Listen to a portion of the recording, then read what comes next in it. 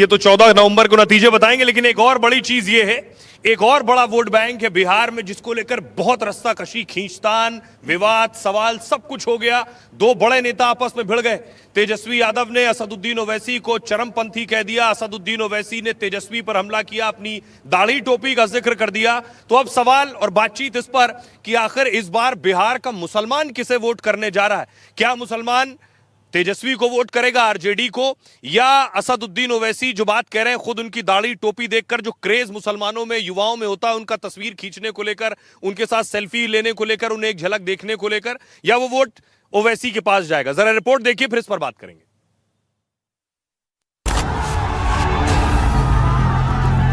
तुम में इतनी नफरत है, एक चेहरे पे दाढ़ी, सर पे टोपी, तो एक्सट्रीमिस्ट। एआईएमआईएम ओवैसी और आरजेडी नेता तेजस्वी यादव के बीच जमकर जुबानी तकरार हो रही है। एआईएमआईएम ने एक ऑडियो क्लिप शेयर किया जिसके बारे में कहा जा रहा है कि इसमें तेजस्वी ओवैसी को एक्सट्रीमिस्ट यानी चरमपंथी कह रही हैं। असदुद्दीन ओवैसी का भी मैं सवाल कर दूं, क्योंकि जब आप कह रहे हैं कि सेक्युलर फोर्सेस साथ हों, तो वो उन्होंने तो सबसे कहा बार बार कि हमने तो बहुत खत लिखे, हमने कहा कि वो हमको ले लें। एक्सट्रीमिस्ट की कोई जगह नहीं है। आप उनको एक्सट्रीमिस्ट कह रहे हैं ऑन द रेकॉर्ड? हाँ, एक्सट्रीमिस्ट की कोई जगह नहीं। तेजस्वी के इस कथित बयान ने ओवैसी को नाराज कर दिया है। ओवैसी तिलमिला गए हैं। उन्होंने इसे सीधे मुस्लिमों पर हमला बताया है। ये आरोप लगाया है कि तेजस्वी नफरत फैला रही हैं। यादव है, मीडिया से कहता है कि ओवैसी और उसकी पार्टी चरमपंथी है।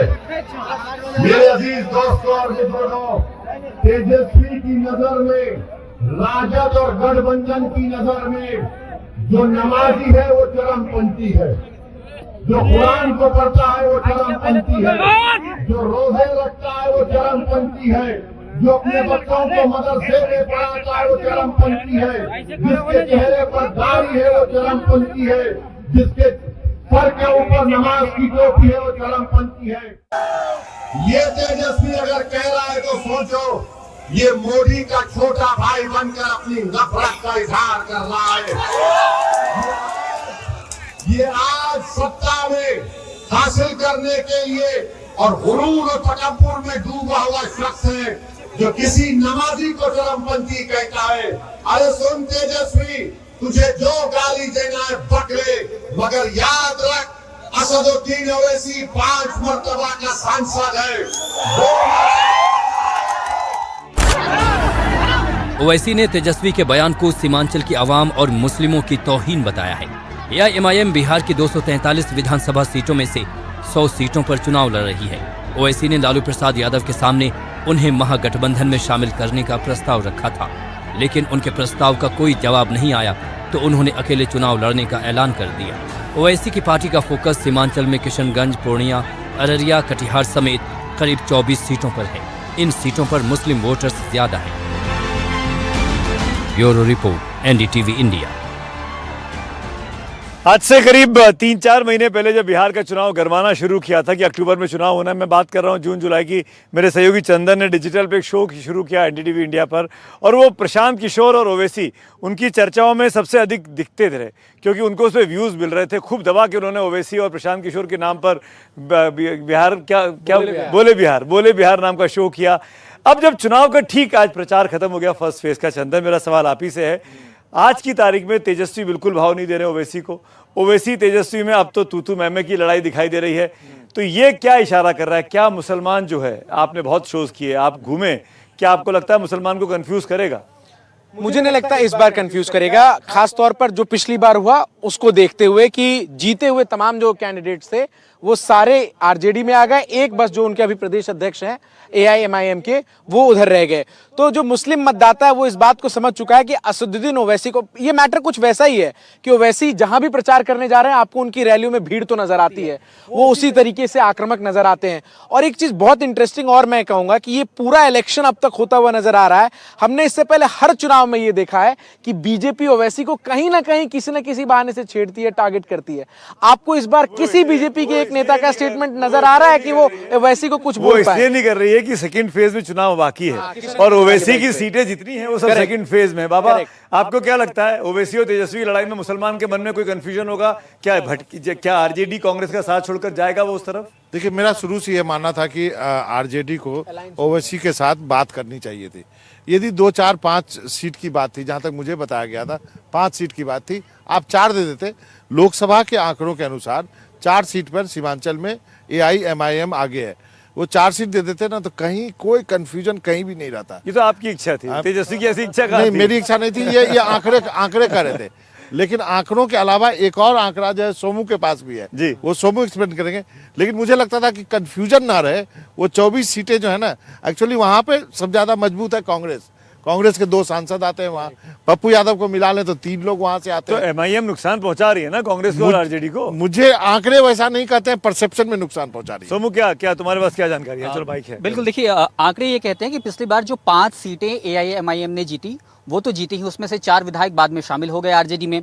उसके बाद की जो सीटें थी उसमें 3 ऐसी सीटें थी जहां पर तीसरे नंबर पे AIMIM रही और वहां पर जो दोनों वोटों का डिफरेंस था वो इतना नहीं था कि AIMIM कोई फैक्टर रही हो, यानी उनकी वजह से जीत हार तय नहीं हो रही थी।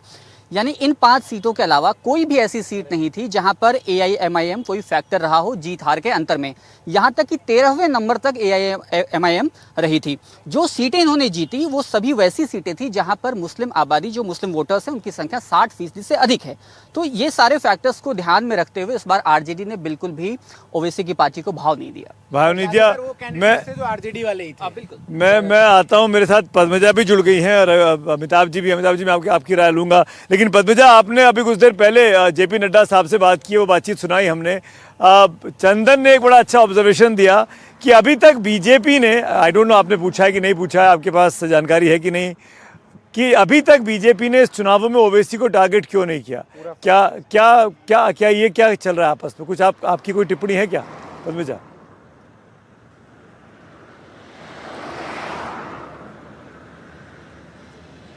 क्या मुझे सुन पा रही है पद्मजा? पद्मजा के पास हम चलेंगे, लौटेंगे, लेकिन अमिताभ जी ये सवाल मैं आप ही पे टॉस करता हूं, क्या आपने भी ऐसा, आपका भी ऑब्जर्वेशन है कि बीजेपी टारगेट नहीं कर रही है ओवैसी को? बीजेपी का कंपटीशन ओवैसी की पार्टी से थोड़ी है, क्यों टारगेट करें? करेक्ट, आई मीन वो अगर स्ट्रेटेजिकली आप देखें नहीं, वो इसलिए मेरे ख्याल से, मैं let me explain this, BJP Shahabuddin के बेटे को क्यों टारगेट कर रही है? इसलिए कि वो मुस्लिम है, इसलिए कि मुस्लिम के बाहुबली का बेटा, मुस्लिम कैंडिडेट, हाँ, इसलिए क्योंकि वो महागठबंधन से पोलराइजेशन में मदद करता है। अगर ओवैसी की पार्टी, उन्होंने अगर ज्यादा मुस्लिम कैंडिडेट्स फील्ड किए हैं तो इसका फायदा बीजेपी को हो सकता है, क्योंकि वो मुस्लिम वोट स्प्लिट करेगा। ठीक है, दूसरी बात लोकसभा में यही हुआ, जीते हिंदू कैंडिडेट वहां से। और रिप्रेजेंटेशन की बात मुस्लिम समाज में बहुत तेजी से फैल रही है।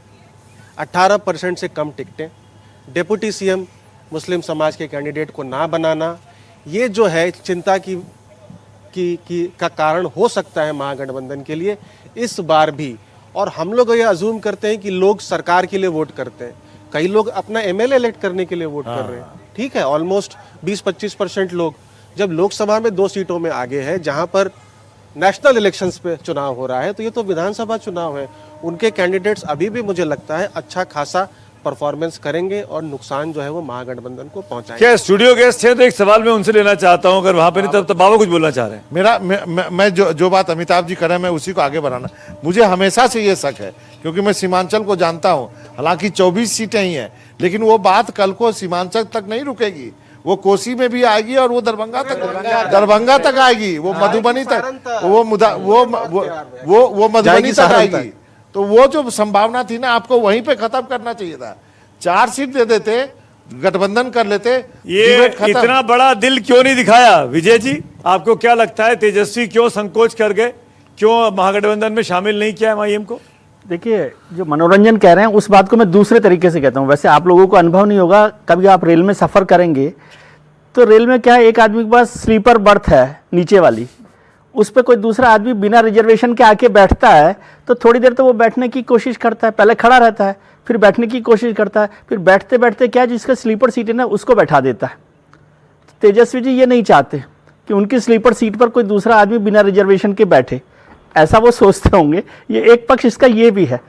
दूसरी बात है, MIM बहुत मेहनत करने वाले लोगों में से, अभी हम लोग मनोज्ञा के साथ भी बात कर रहे थे, उन्होंने बहुत मुस्लिम में उनका बड़ा क्रेज भी है, बहुत अच्छा काम मतलब अपने तरीके से कर रहे हैं। लेकिन क्या बिहार का वोटर मुस्लिम MLA चाहता है या भारतीय जनता पार्टी के खिलाफ MLA चाहता है? ये इंपॉर्टेंट बात है। यदि वो मुस्लिम MLA चाहेगा तो हो सकता है MIM के लोगों को। विजय जी रोक रहा हूँ बीच में। पद्मजा जुड़ गई है मेरे साथ। एक सवाल पद्मजा से ले लेते हैं। पद्मजा, चुनाव का पहला फेज खत्म हो गया प्रचार का, आपका इनपुट, जितने दिन आपने कवर किया, जितना समय आपने दिया, क्या लगता है फर्स्ट फेज में कौन लीड कर रहा है और क्यों? ये जो फेज़ है सुमित, ये NDA के लिए काफ़ी ज़रूरी था, क्योंकि पिछली बार 2020 में महागठबंधन का प्रदर्शन इन सीटों में काफ़ी अच्छा था। ख़ास तौर पर आपकी जो तिरहुत, शाहबाद, सीमांचल वाली जो सीटें जा रही हैं इस पहले फेज़ में चुनाव के अंदर। लेकिन इस बार जो है, मैं अब जो एक लिमिटेड एरिया की बात करूं, अगर जो पटना डिवीज़न की सीट्स हैं वहाँ पर बहुत ट्रेडिशनली बीजेपी की ही पकड़ रही है, JDU वहाँ पे स्ट्रांग रही है, बट खास तौर पर बीजेपी वहाँ स्ट्रांग रही है। जहाँ तक इस मोकामा मुंगेर का सवाल है, उसकी अगर बात करें तो अनंत सिंह की गिरफ्तारी से, जिसको कहते हैं ना कि बहुत बड़ी आयरनी है कि जब अनंत सिंह का नाम आया था दुलार चंद यादव की हत्या में, तो फिर भी शायद थोड़ा गुस्सा था उनके खिलाफ, लेकिन क्योंकि उनकी गिरफ्तारी हो गई है, उससे सारे भूमिहारों का लाम बंद होने की अब एक पॉसिबिलिटी जताई जा रही है। और इसका असर सिर्फ एक अकेले मुकामा में ही नहीं, इस इलाके की कम से कम 9 अलग अलग सीटों में हो सकता है, जिसमें तारापुर भी शामिल है, जहां से बहुत वक्त के बाद एक बार फिर से विधानसभा का चुनाव खुद सम्राट चौधरी लड़ रहे हैं। एक छोटी सी चीज और, बहुत जरूरी ये फेज है, क्योंकि यहाँ पे 2 मुख्यमंत्री और जो मुख्यमंत्री का चेहरा है RJD के, तीनों ही इस फेज में चुनाव लड़े। सुमित, बिल्कुल बिल्कुल, बड़ा इंटरेस्टिंग आपने लास्ट लाइन बोली। फर्स्ट फेज जो है, इस फेज में 3 ऐसे व्यक्ति चुनाव लड़ रहे हैं, इनकी किस्मत EVM में बंद होगी परसों। जो मुख्यमंत्री हैं, एक 2 तो उप मुख्यमंत्री हैं और एक मुख्यमंत्री पद के दावेदार हैं, तेजस्वी यादव।